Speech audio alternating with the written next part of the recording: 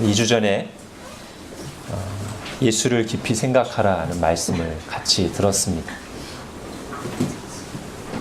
우리의 삶을 정말 변화시키고 견고하게 하는 지식이 어떤 것이겠습니까? 여러 가지 정보와 지식을 더 빨리, 더 많이 접하는 것이라기보다는 정말 중요한 지식을 깊이 새기는 것이 결국은 우리 인생에 영향을 미칩니다. 신앙에 있어서도 그 원리가 적용되죠. 아니, 어쩌면 신앙의 영역에서는 그 원리가 더 적용될 수도 있습니다. 바울이 예수님을 만나고 난 뒤에 이렇게 고백하죠. 나는 예수님을 아는 지식이 가장 중요하기 때문에 지금까지 내가 알던 다른 지식들, 지금까지 나를 치장하고 있던 다른 모든 것들은 쓰레기처럼 여긴다. 골로새서에서도 지혜와 지식의 모든 보화가 어디에 있다? 예수 그리스도 안에 있다고 말합니다. 그리고 바울은 여전히 배가 고픈 사람처럼 빌립보서 쓸 때 나는 아직도 예수님을 더 알기 원한다. 체험적으로 알기 원한다. 고 고백하죠. 히브리서에서 여러 가지 거짓 교리와 유혹에 흔들리고 있는 신자들을 향해서 성경이 주는 권면은 지금까지 너희가 알고 믿었던 그 예수를 지금 그리고 앞으로도 계속해서 깊이 생각하라는 것입니다. 구원을 받기 위해 또는 이미 받은 구원을 더 깊이 깨닫고 누리기 위해 거짓 교리나 세상 유혹에 흔들리고 넘어지지 않기 위해, 즉 지금 있어야 할 은혜의 자리에서 떠내려가지 않기 위해, 또는 하나님의 품에 안겨 순수하고 뜨거웠던 신앙을 다시 회복하기 위해, 즉 있어야 할 자리로 다시 돌아오기 위해 뭘 하라? 예수를 깊이 생각하라. 이 예수님에 대한 참된 지식은 오직 성경을 통해서만 알 수 있기 때문에 예수님이 그렇게 말씀하셨죠. 너희가 성경에서 영생을 얻는 줄 알고 성경을 연구하거니와 이 성경이 곧 내게 대하여, 즉 예수님에 대하여 말하는 것이다. 그러므로 예수님을 바르게 알기 위해서는 내 생각을 내려놓고 성경 말씀이 말하는 그대로의 귀를 기울여야 됩니다. 그리고 일단 성경을 열어 펼치면 그 성경에서 다른 무엇보다 누구를 발견하기 위해 힘써야 돼요? 예수님을 발견하기 위해 힘써야 돼요. 그 전에 나한테 적용하지 않도록 주의해야 됩니다. 예수님을 발견하기도 전에 나한테 급히 적용하지 않도록 주의해야 돼요. 일단 성경을 펼치면 예수님을 발견하기를 힘써야 됩니다. 지난주에는 바로 그 성경이 보여주는 예수님의 한 모습을 저희가 보았습니다. 예수님은 어떤 분이시죠? 사람 속에 있는 것을 아시는, 모든 것을 아시는 주님이시죠. 그렇기 때문에 주님을 속일 수가 없습니다. 주님 앞에 감추는 것만큼 어리석은 것이 없습니다. 모든 것을 아시는 주님께서 원하시는 게 뭐죠? 이미 다 알고 계시는 그것을 우리가 입으로 고백하기를 원하시죠. 죄는 회개로 고백하고, 우리에게 필요한 것은 간구로 말하고, 우리가 받은 은혜들은 내 마음속에 있는 주님을 사랑하고 흠모하는 마음은 찬양과 감사로 입을 열어 고백하기를 원하시고 그렇게 명령하셨고, 그 명령에 순종해서 우리가 입을 열어 회개하고 간구하고 감사할 때 실제로 우리에게 은혜가 임합니다. 예수님은 모든 것을 아시기 때문에, 특히 사람을 아시기 때문에 사람을 의지하지 않으셨습니다. 사람에게 자기 인생을 맡기지 않으셨습니다. 사람들의 칭찬과 비판에 휘둘리지 않으셨습니다.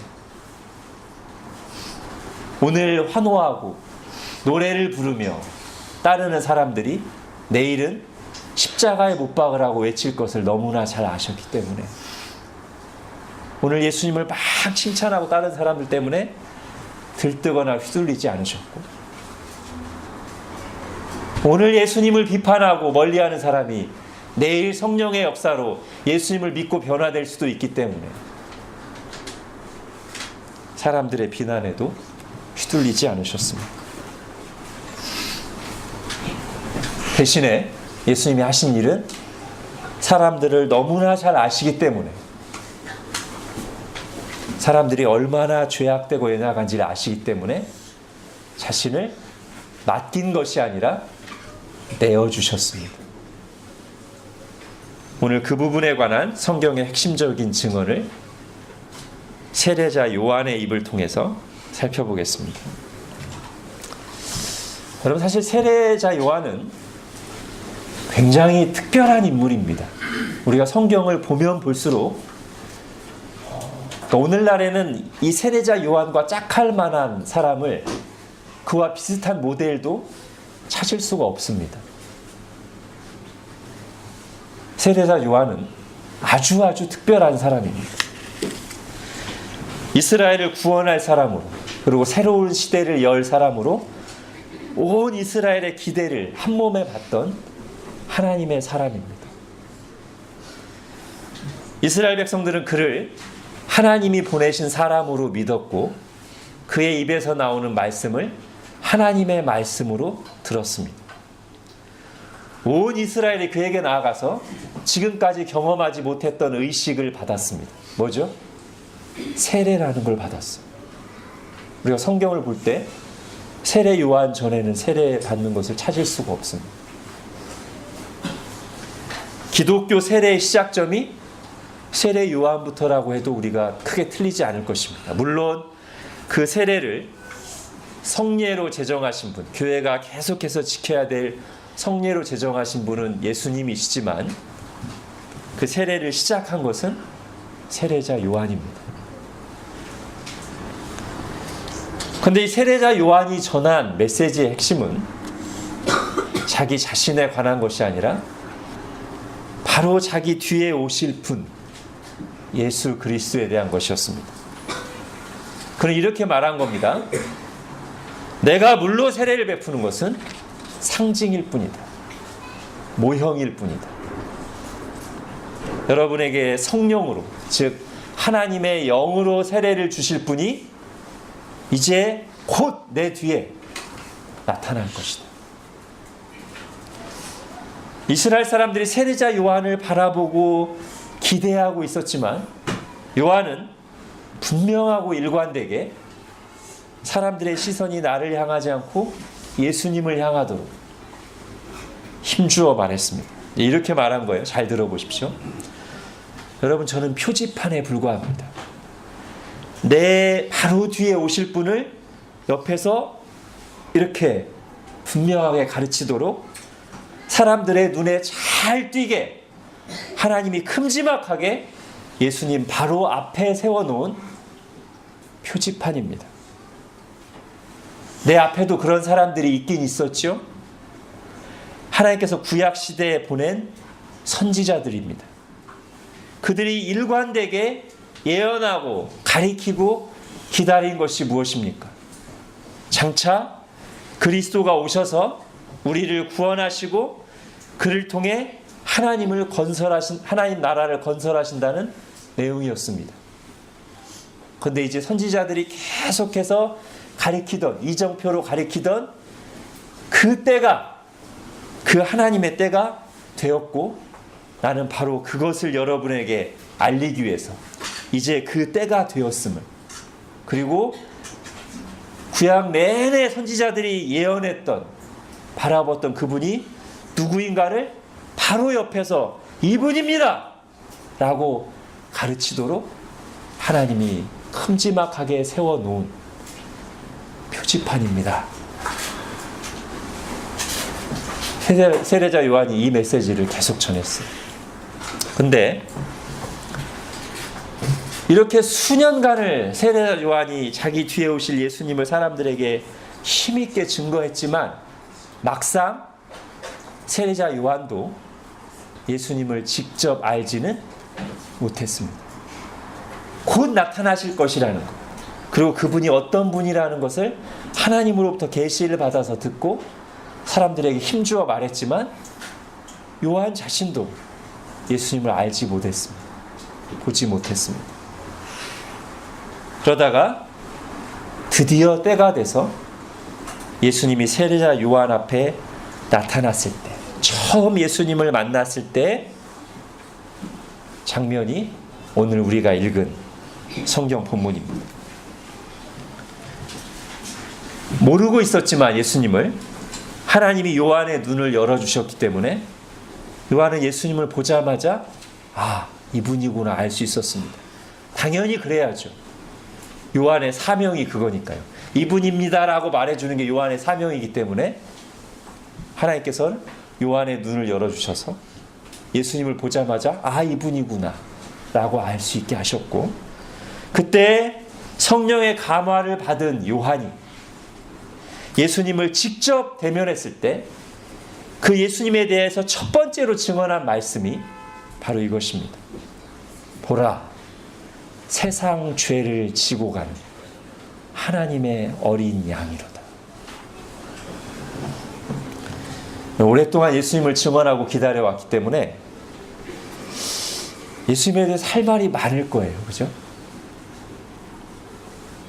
예수님은 이런 분이시다라고 소개할 말들이 요한의 입에, 마음에 가득하겠지만 그 중에서도 제일 먼저 예수님은 어떤 분이시다라고 말할 때 그 첫 번째 내용이 이거예요.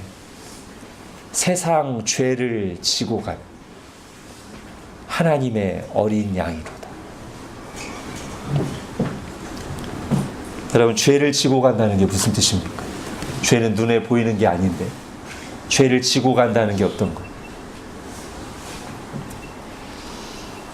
여러분, 죄는 실제죠. 추상적이고 막연한 것이 아닙니다. 죄인가 아닌가를 결정하는 분명한 기준이 있고요. 거기에서 벗어나는 구체적인 행동이 있고요. 물론 이 행동은 생각과 말과 몸으로 하는 걸 다 가리키는 겁니다. 그리고 그에 따른, 즉 죄를 범했을 때 오는 확실한 결과가 있습니다. 죄의 기준이 있고 죄를 범하는 행위가 있고 죄에 대한 결과가 있습니다. 그렇기 때문에 죄는 조금도 막연한 것이 아닙니다. 아주 실제적인 것입니다. 물론 이것을 희미하게 만들려는 노력은 역사상 계속되어 왔습니다. 처음 뱀이 아담을 유혹할 때부터 죄를 죄가 아닌 것으로 만들려는 사단의 속임수가 계속되어 왔고, 저는 오늘날에는 거기에 이용되는 좋은 말 중에 하나가 틀린 것이 아니라 다른 것이다 라는 말이라고 생각합니다. 물론 이 말은 좋게 쓸 수도 있어요. 그런데 이 말이 상당히 악용되고 있습니다. 틀린 것이 아니라 다른 것이라는 말을 너무 무분별하게 또는 무책임하게 적용해서 정말 틀린 건데, 정말 악한 건데 그저 다를 뿐이라고 포장해주는 일들이 일어나고, 이 말이 너무 유행하고 사람들에게 이제는 진리처럼 받아들여지기 때문에 틀린 것조차 다른 것이라고 말해주는 것이 세련되고 옳고 너그럽고 사랑의 행동인 것처럼 여겨지는 시대. 그러나 이 시대가 아무리 죄를 죄가 아닌 것으로 포장하고 미화해도 하나님의 기준은 바뀌지 않습니다. 여러분, 성경의 관점을 따라 분명하게 말한다면 죄는 사람들의 기준을 어기는 것이 아니고 나의 원칙과 기준을 어기는 것도 아니고 하나님의 말씀을 거스르는 것이 죄입니다. 하나님의 기준을 벗어나는 것이고 그리함으로써 하나님과 그분의 말씀을 무시하고 등지는 것이 죄입니다. 사람들끼리 모여서 이제부터 이건 죄가 아니라고 합시다 라고 말할 수 있어요. 정할 수 있어요.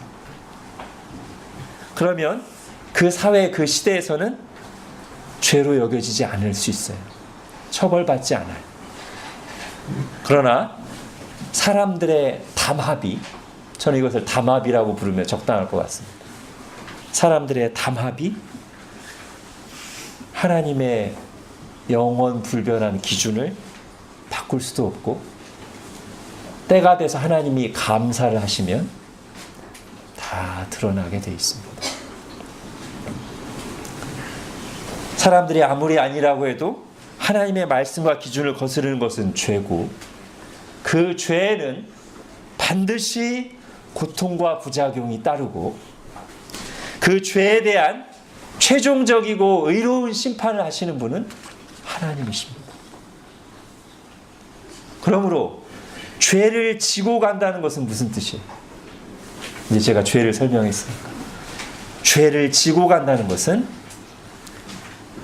결국 그 죄 때문에 내려질 하나님의 진노와 심판을 짊어진다는 것입니다. 마치 죄를 지은 사람들이 십자가 형벌을 받았을 때, 선고받았을 때 자기가 지은 죄 때문에 자기들이 못 박힐 십자가를 짊어지고 형장에 가듯이, 그리고 마침내는 그 십자가에 못 박혀 죽듯이, 그때 우리가 뭐라고 말할 수 있냐면 아이고 죄를 짓더니만 자기 죄를 짊어지고 갔구만. 하나님 앞에 죄를 지은 모든 사람들이 그렇게 자기 죄를 지고, 즉 자기 죄에 대해 하나님이 내리시는 진노와 심판을 받는 것이 정해진 일인데, 마땅한데, 오늘 세례자 요한이 예수님을 바라보면서 놀라운 증언을 하는 것이죠. 보라, 세상 죄를 지고 가는 하나님의 어린 양이로다. 예수님이 누구의 죄를 지고 가요? 자기 죄를 지고 가는 것이 아니라 세상 죄를 지고 가신다. 즉 자기 죄에 대한 진노와 심판을 받으시는 것이 아니라 세상이 지은 죄 때문에 세상에게 내려질 하나님의 진노와 심판을 예수님이 짊어지고 가신다 라고 말하는 겁니다. 여러분, 여기서 세상 죄가 뭡니까? 아니, 세상이 뭡니까? 여기서 말하는 세상, 내가 관찰자로서, 제3자로서 바라보고 있는 세상이 아니에요. 즉, 야, 요즘 세상 참 악해, 그런 의미의 세상이 아닙니다. 여기 세상은 세상에 악한 인간들이 너무 많아서 저 의로우신 분이 세상 죄를 지고 가시는구나, 그런 뜻이 아닙니다. 우리가 그렇게 생각하고 말하고 있는 동안 이 말씀은 나와 아무 상관이 없습니다. 그렇게 이 말씀을 생각하는 동안 예수님은 나와 아무 상관이 없습니다. 이 말씀의 뜻은 그게 아닙니다. 여기서 말하는 세상은 바로 나를 포함하여 하나님의 말씀대로 살고 있지 않는, 그럼에도 불구하고 하나님이 포기하지 않고 사랑하시는 사람들을 가리키는 세상입니다. 즉 요한복음 3장 16절에 나오는 그 세상입니다. 여러분 요한복음 3장 16절을 한번 보십시오. 같이 읽겠습니다. 시작. 하나님이 세상을 이처럼 사랑하사 독생자를 주셨으니 이는 그를 믿는 자마다 멸망하지 않고 영생을 얻게 하려 하심이니라. 여기 보면 하나님이 세상을 이처럼 사랑하사 되었어요. 이 세상은 어떤 세상이에요? 아까 제가 말한 겁니다. 나를 포함하여 하나님의 말씀대로 살고 있지 않는, 그래서 원래는 하나님의 심판을 받아야 되는, 그럼에도 불구하고 하나님이 포기하지 않고 사랑하시는 하나님이 택하신 인생들을 가리키는 세상입니다. 그와 똑같은 의미의 세상, 죄를 지고 가는 하나님의 어린 양이로다 입니다. 그러므로 여러분 요한복음 3장 16절에서 그를 믿는 자마다 영생을 얻는다고 할 때 그를 믿는 자는 어떤 사람이에요? 바로 오늘 말씀에 세상 죄를 지고 가는 하나님의 어린 양이로다의 세상 속에 내가 포함된다고 고백하는 사람들입니다. 예수님을 보면서 나의 죄를 지고 가시는 하나님의 어린 양이로다 라고 고백하는 사람들이 그를 믿는 자들이고, 그들이 하나님이 주시는 영생을 얻는 사람들입니다. 오늘 세례자 요한이 예수님을 보고 감격하며 증언했던 것과 사실상 똑같은 내용을 예수님 오시기 700년 전에 성령의 감화를 받은 이사야 선지자가 이렇게 예언했습니다.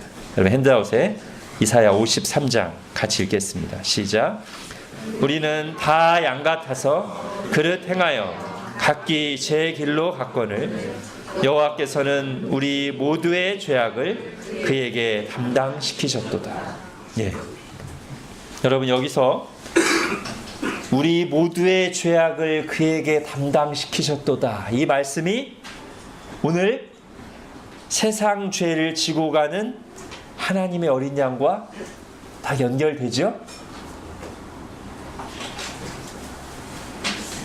우리 모두의 죄악을 그에게 담당시키셨기 때문에 그가 세상 죄를 지고 가는 하나님의 어린 양이 되신 것입니다. 즉 오늘 본문에 나오는 세상 죄와 똑같은 말이 이사야 53장에 나오는 우리 모두의 죄악이고, 그러므로 우리 속에는 누가 포함돼요? 우리는 누구를 포함하는 말이에요? 나를 포함하는 게 우리죠. 세상 죄를 지고 가는 하나님의 어린 양이로다는 결국 나의 죄를 지고 가는 하나님의 어린 양이로다로 해석되고 적용돼야 됩니다.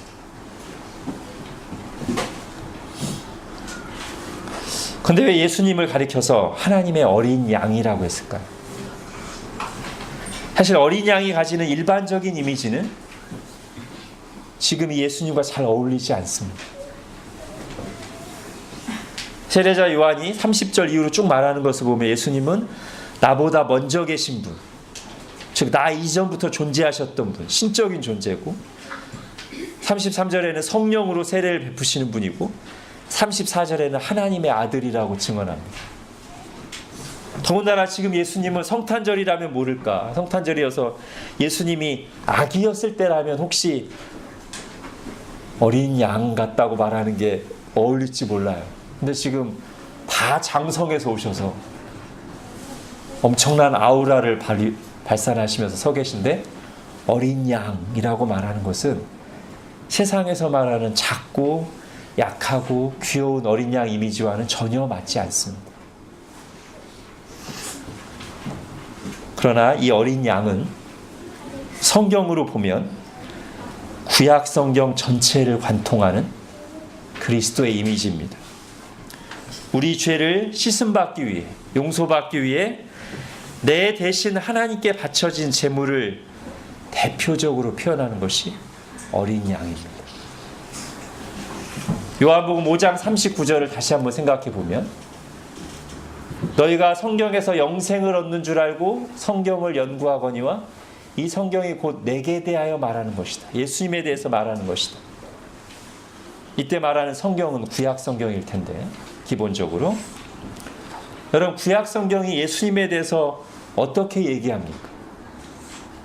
크게 두 가지 방식으로 얘기합니다. 주로 예표와 예언으로 예수님에 대해서 얘기합니다. 예표는 다른 말로 하면 모형, 즉 어떤 사람이나 어떤 사건이나 종교의식을 가지고 장차 예수님이 어떤 분이라는 것을 표현하는 것이 예표고, 예언은 그런 것 없이 그냥 말로 장차 이런 분이 오실 거야, 장차 그분이 오셔서 이런 일을 행하실 거야, 그게 예언이에요. 구약은 예수님에 대해서 계속 말하고 있는데 예표로 말하고 예언으로 말합니다. 그런데 그 예언과 예표에 공통적으로 나타나는 아주 중요한 이미지가 있으니 그것이 바로 어린 양이에요. 자, 먼저 예표를 보겠습니다. 출애굽기 12장입니다.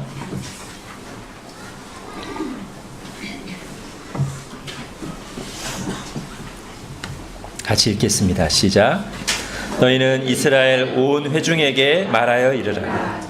이달 열흘에 너희 각자가 어린 양을 취할지니 각 가족대로 그 식구를 위하여 어린 양을 취하되 그 피를 양을 먹을 집 좌우 문설주와 인방에 바르고 내가 애굽 땅을 칠 때 그 피가 너희가 사는 집에 있어서 너희를 위하여 표적이 될지라.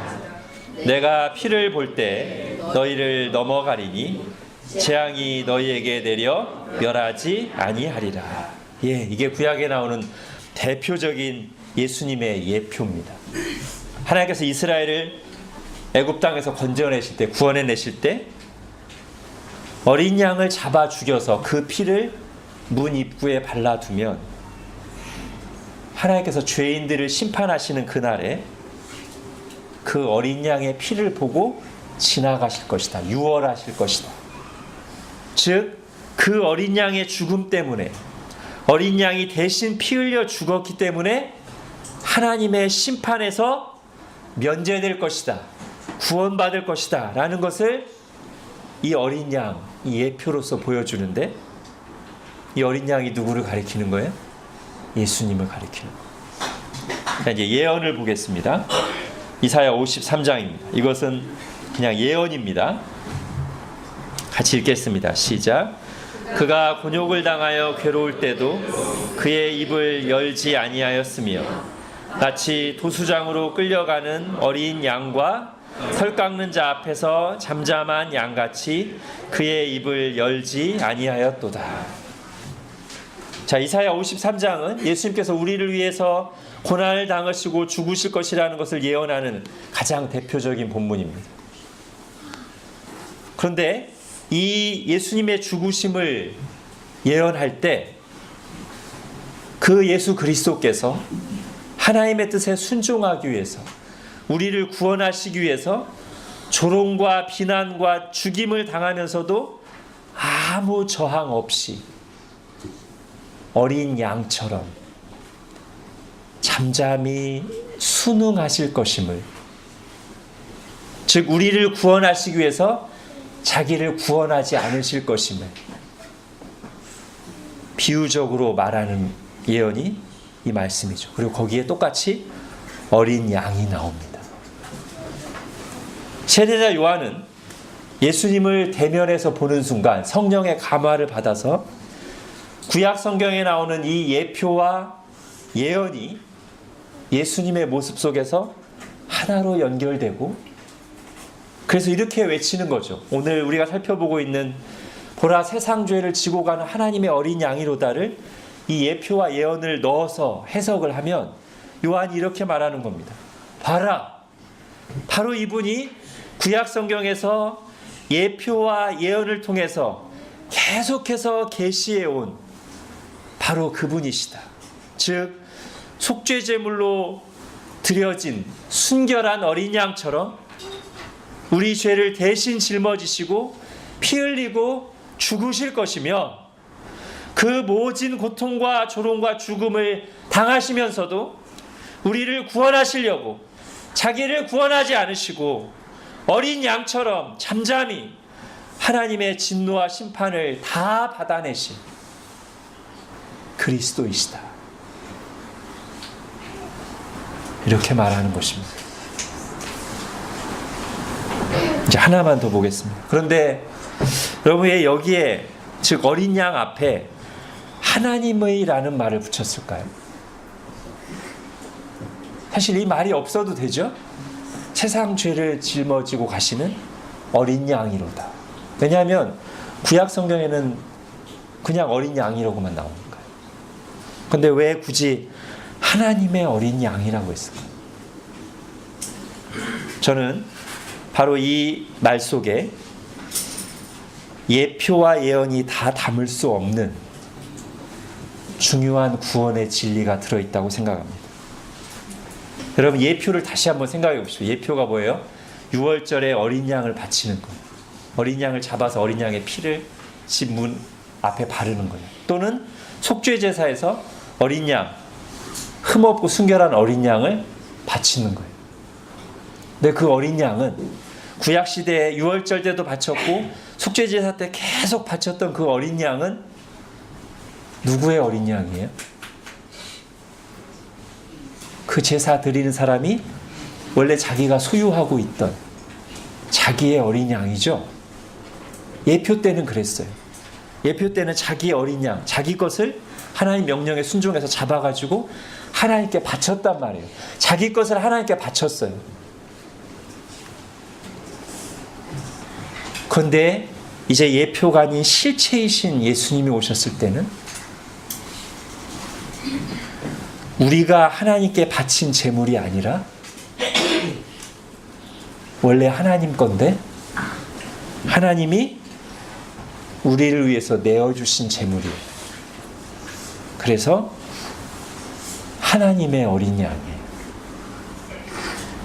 여기에 성경이 가르치는 아주 중요한 구원의 진리가 있습니다.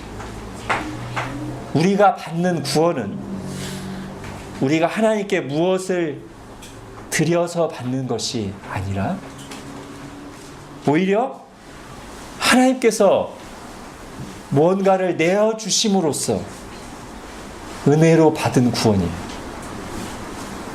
다시 말하면 우리가 구원받기 위해서 뭔가를 드린 게 아니라 오히려 하나님이 주신 것을 받았기 때문에 구원도 받은 것입니다.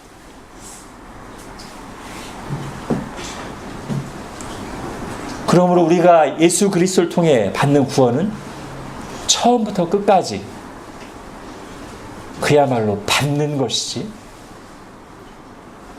어느 것 하나도 드린 것이 없습니다. 드려서 받은 것이 없습니다. 그러므로 성경이 뭐라고 말합니까? 에베소서 2장을 보겠습니다. 같이 읽겠습니다. 시작. 너희는 그 은혜에 의하여 믿음으로 말미암아 구원을 받았으니 이것은 너희에게서 난 것이 아니요 하나님의 선물이라. 행위에서 난 것이 아니니 이는 누구든지 자랑하지 못하게 함이라. 여러분, 근데 이 행위로 말미암지 않고 오직 하나님이 주신 것을 받아서 은혜로 구원받는다는 이 구원 계획이 예수님이 오심으로써 밝히 드러났지만 이것은 언제부터 하나님의 계획이고 뜻이었어요? 예수님을 예표와 예언을 통해서 계속 계시해 주시던 구약 시대에도 원래 하나님의 계획은 뭐였어요? 사람이 율법을 지키거나 뭔가 하나님께 드려서 구원받는 게 아니라 처음부터 하나님의 구원은 하나님이 주신 것을 다만 받아서, 하나님이 우리를 사랑하셔서 내어주신 하나님의 아들을 오직 믿음으로써만 우리를 구원하겠다는 것이 원래 처음부터 하나님의 뜻이었고, 그것을 계속 예표와 예언을 통해서 계시해 오셨던 것이고, 때가 되자 정말로 그 예수님을 우리에게 내어주셔서 우리가 구원을 받은 것이죠. 그러므로 여러분, 오직 예수, 오직 은혜, 오직 믿음은 처음부터, 그리고 성경 전체가 일관되게 말하는 하나님의 구원의 방법이고 하나님의 뜻입니다.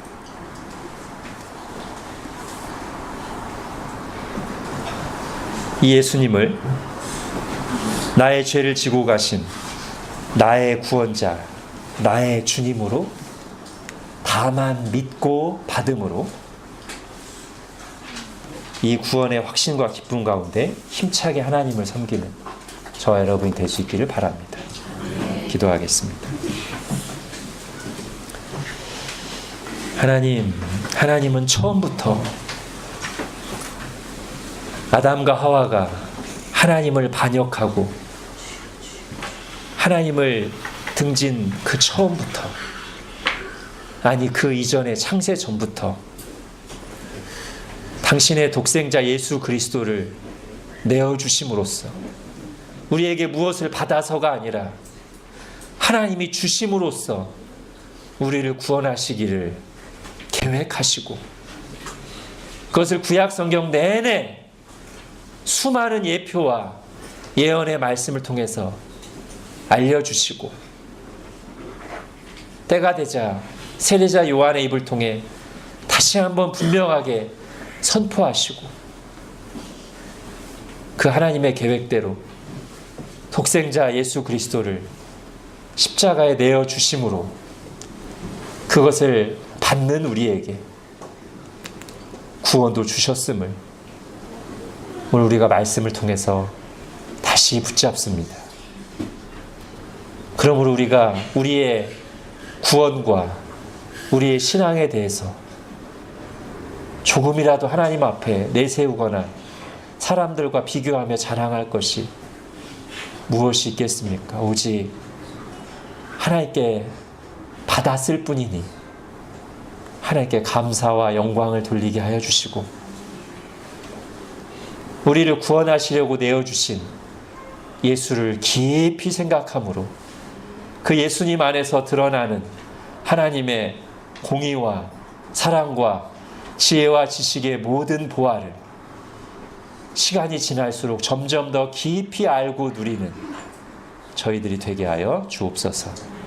예수님의 이름으로 기도합니다. 아멘.